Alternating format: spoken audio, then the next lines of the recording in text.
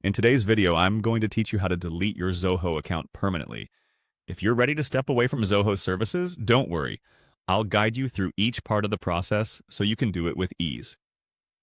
Let's walk through the steps together, starting from your dashboard in Zoho Books.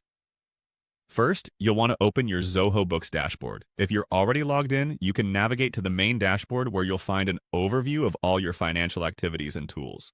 This is your starting point for accessing your account settings and making changes.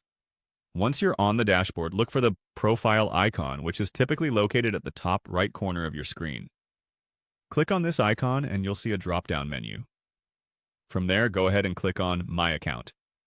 This will redirect you to the general settings area of your Zoho account. Now you're directed to your account settings. Here, look for the Settings option, which usually contains all the personal information and security configurations for your account.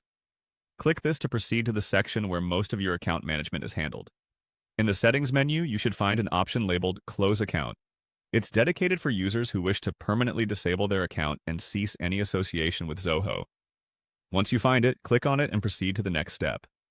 After selecting Close Account, the system will present you with the option to close organization.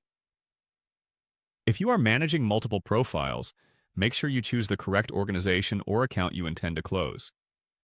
Clicking here is a critical step, as it starts the process of permanently unlinking you from Zoho's platform. At this stage, you will be prompted to choose a reason from a list of options for why you want to close your account. Zoho uses this information to gather feedback, which can help them improve their services. Be as honest and specific as you can when selecting your response from the available choices. Once you've selected your reason, you'll see a Proceed button. Clicking this button confirms your decision to close the account.